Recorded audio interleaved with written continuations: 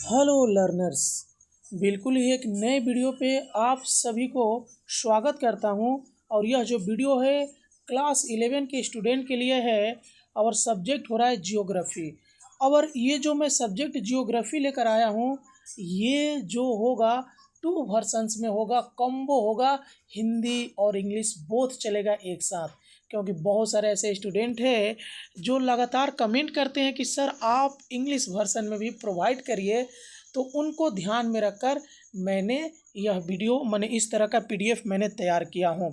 यदि आप waste Bengal board class 11 के स्टूडेंट है, सेकेंड सेमेस्टर की तैयारी कर रहे हैं, तो यह वीडियो आपके लिए बहुत इम्पोर्टेंट है। आपको करना क्या है, वीडियो को लाइक करना है और कमेंट करके बताना है कि आप किस डिस्ट्रिक्ट से इस वीडियो को देख रहे हैं। साथ ही साथ यदि आप इसका पीडीएफ चाहते हैं तो आपको पीडीएफ भी प्रोवाइड किया जाएगा। इस वीडियो के डिस्क्रिप्शन में मेरा व्हाट्सअप नंबर दिया गया है, वहाँ से जुड़कर कुछ टर्म्स एंड कंडीशन पर आपको पीडीएफ जरूर प्रोवाइड किया जाएगा। मैं इसमें से जितने भी प्रश्न और उत्तर तैयार किया हूँ, सेकेंड सेमेस्टर के एग्जाम पैटर्न को ध्यान में रखकर तैयार किया गया है और इजी लैंग्वेज में तैयार किया गया है। जो आपके पास बुक है उससे बहुत इजी लैंग्वेज मेरे इस पीडीएफ पे मिलेगा, ये मैं गारंटी के साथ बोल सकता हूँ। तो देखिए, हमारा चैप्टर जो करने जा रहे हैं यूनिट 2 का एक करेंगे हम लोग भू आकृतिक प्रक्रियाएं यानी जियोमॉर्फिक प्रोसेसेस। ठीक है, तो इसका हम लोग देख लेते हैं। इसमें ऐसे क्यू क्वेश्चन को देखेंगे। आप देख सकते हैं कि जियोमॉर्फिक प्रोसेसेस यानी इम्पोर्टेंट शॉर्ट आंसर क्वेश्चंस ऐसे क्यूज भू आकृतिक प्रक्रियाएं। और यहाँ पे मैं हिंदी वर्जन को लेकर चलूँगा और इंग्लिश वर्जन वाले थोड़ा पढ़ लेंगे, समझ लेंगे। ठीक है, संग संग इंग्लिश भी लिखा हुआ है। साथ ही साथ हिंदी मीडियम वाले को ये बोल देता हूँ कि आप लोग थोड़ा इंग्लिश देखते रहिएगा, क्योंकि आप जब हायर स्टडी करिएगा तो इंग्लिश का इम्पोर्टेंस काफ़ी बढ़ जाता है। तो इस बात पे भी आप थोड़ा ध्यान दीजिएगा। अरे हिंदी के साथ साथ नीचे इंग्लिश लिखा रहेगा, उसे देख लीजिएगा ना, क्या दिक्कत है। चलिए, तो हम लोग देख लेते हैं। हमारा पहला प्रश्न ये रहा। तो क्या है पहला प्रश्न, देख लीजिए कि भू आकृतिक प्रक्रियाएं क्या होती है, यानी व्हाट आर जियोमॉर्फिक प्रोसेसेस। तो आंसर देख लीजिए, हिंदी वाले इंग्लिश वाले भी पढ़ लेंगे और बताएंगे कि यह प्रोसेस आपको कैसा लग रहा है। ठीक है, हिंदी और इंग्लिश का। भू आकृतिक क्रियाएं वे प्राकृतिक क्रियाएं हैं जो पृथ्वी की सतह को आकार देती है, जिन्हें अंतर्जात यानी आंतरिक और बहिर्जात यानी बाहरी प्रक्रियाओं में बांटा जाता है। आगे देखिए, अंतर्जात प्रक्रियाएं क्या है। तो देखिए इसका उत्तर कि अंतर्जात प्रक्रियाएं पृथ्वी के भीतर उत्पन्न प्रक्रियाएं हैं जो मुख्य रूप से आंतरिक गर्मी और विवर्तनिक गतिविधियों से होती है। इसमें मुड़ाव, भ्रंश, ज्वालामुखी विस्फोट और भूकंप शामिल है। अगला, अंतर्जात प्रक्रियाओं के 2 प्रमुख प्रकार बताएं। तो 2 प्रमुख प्रकार क्या है, मुड़ाव और भ्रंश। आगे, अंतर्जात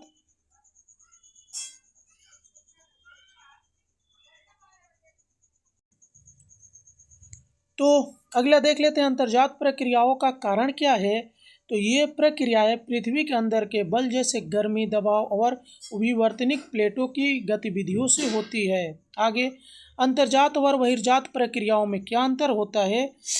तो ये अंतर देख लीजिए आप, क्या अंतर होता है इन दोनों में।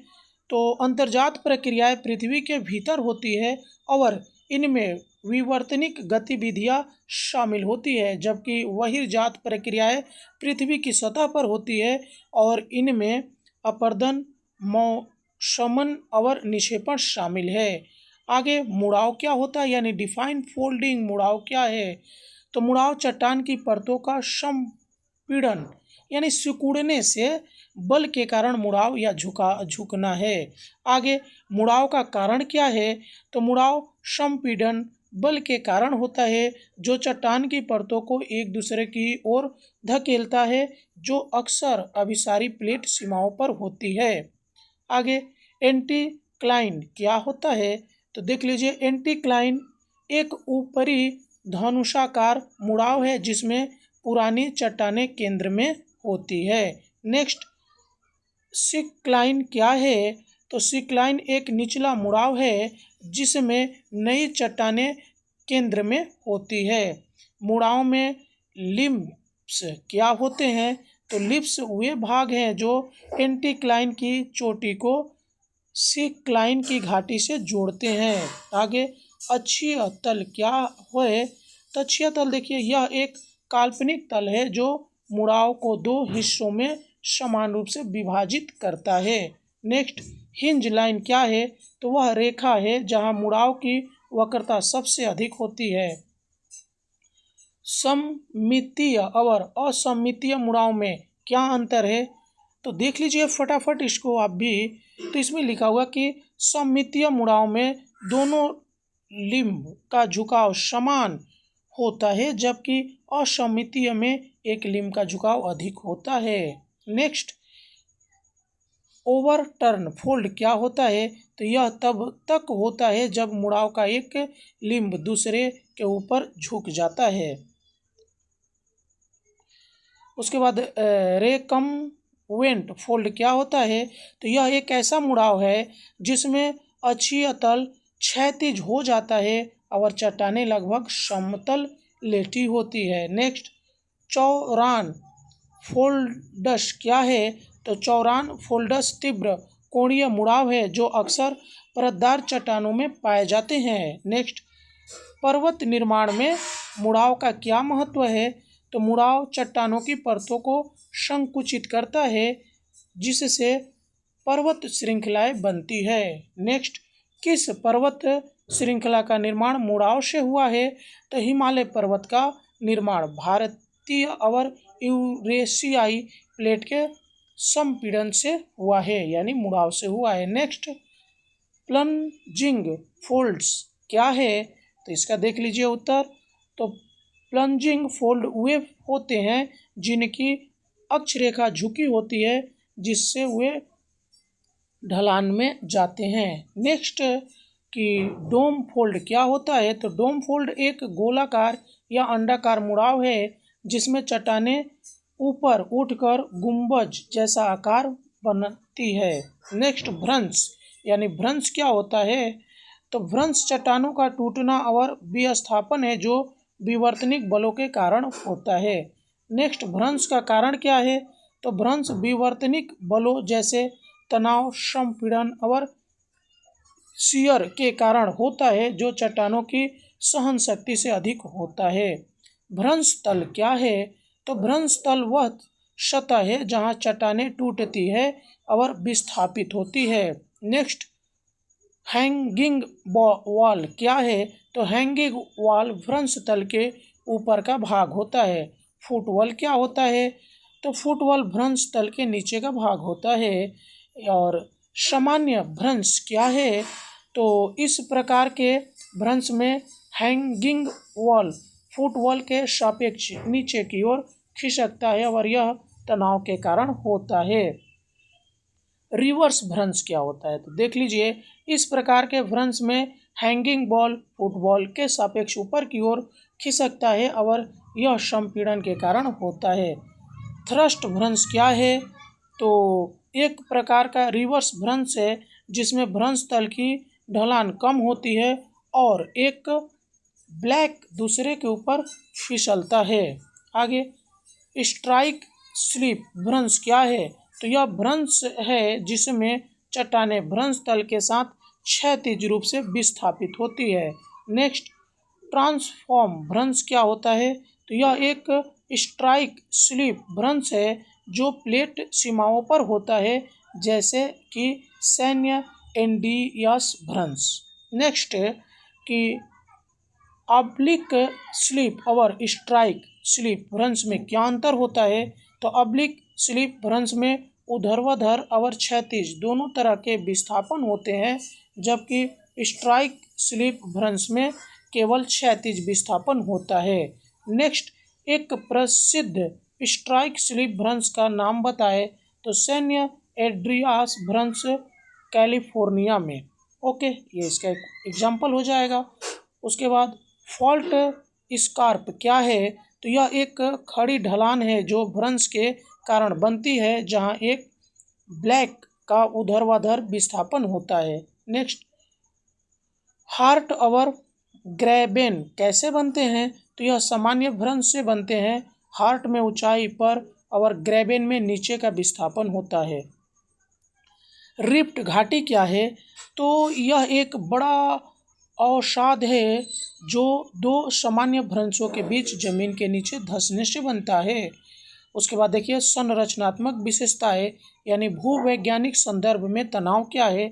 तो तनाव वह बल है जो चट्टानों पर प्रति इकाई क्षेत्र में लगता है और विकृति उत्पन्न करता है। नेक्स्ट, चट्टानों में तनाव के 3 प्रकार क्या है? तो संपीड़न तनाव और शियर तनाव। नेक्स्ट, विकृति क्या है? तो यह चट्टानों का तनाव के प्रति आकार या आकार में परिवर्तन है। प्लास्टिक विकृति क्या है? तो जब चट्टानें बिना टूटे झुक जाती है और विकृत होती है तो इसे प्लास्टिक विकृति कहते हैं। नेक्स्ट, भंगुर विकृति क्या होता है? तो जब चट्टानें तनाव के कारण टूट जाती है जिसमें भ्रंश बनता है, इसे ही भंगुर विकृति कहते हैं। ब्लैक पर्वत क्या है? बहुत अच्छा है क्वेश्चन। यह भ्रंश द्वारा बनने वाला पर्वत है जिसमें पृथ्वी की परत में कुछ खंड ऊपर उठ जाते हैं। ठीक है, ब्लैक पर्वत का एक उदाहरण बताइए। तो ब्लैक पर्वत का क्या हो जाएगा उदाहरण? तो इसका एक उदाहरण हो जाएगा संयुक्त राज्य में सियरा नेवादा पर्वत। उसके बाद रिफ्ट घाटी क्या है? एक उदाहरण दे। तो ये रिफ्ट जो घाटी है, रिफ्ट घाटी एक अवसाद है जो भू पर पट्टी के खिंचाव के कारण बनता है, जैसे कि पूर्वी अफ्रीका की ग्रेट रिफ्ट घाटी। नेक्स्ट, प्राकृतिक संसाधनों के संग्रह में मुड़ाव और भ्रंश का क्या महत्व है? तो मुड़ाव और भ्रंश चट्टानों की परतों में तेल, गैस और खनिजों को संग्रहित कर सकते हैं। हिमालय की विवर्तनिक स्थिति क्या है? तो हिमालय भारतीय प्लेट और यूरेशियाई प्लेट के टकराव पर स्थित है जहां संपीड़न से तीव्र मुड़ाव होता है। नेक्स्ट, किस प्रकार की विवर्तनिक सीमा पर स्ट्राइक स्लिप भ्रंश पाए जाते हैं? तो स्ट्राइक स्लिप भ्रंश आमतौर पर ट्रांसफॉर्म सीमाओं पर पाए जाते हैं। नेक्स्ट, अंतर्जात प्रक्रियाओं से पठार कैसे बन सकता है? तो विवर्तनिक बलों से भूमि की परतें ऊपर उठ सकती है जिसमें मोटाई बढ़ने या ज्वालामुखीय गतिविधि के कारण पठार बन सकता है। भूकंप और भ्रंश का क्या संबंध है? तो जब भ्रंश के साथ चट्टानों में तनाव उनकी सहन शक्ति से अधिक हो जाता है तो अचानक विस्थापन होता है जिससे भूकंप उत्पन्न होता है। संपीड़न बलों से कौन सा स्थल रूप बनता है? तो संपीड़न बलों से मुड़ाव के कारण अक्सर पर्वत बनते हैं। नेक्स्ट, कुछ क्षेत्र भूकंप के लिए अधिक संवेदनशील क्यों होते हैं? तो वे क्षेत्र जो सक्रिय भ्रंश रेखाओं या प्लेट सीमाओं के पास स्थित होते हैं लगातार विवर्तनिक गतिविधियों के कारण भूकंप के प्रति अधिक संवेदनशील होते हैं। तो यहाँ पे हमारा ऐसे जो क्वेश्चन है खत्म होता है। मिलते हैं किसी और वीडियो में, तब तक के लिए जय हिंद।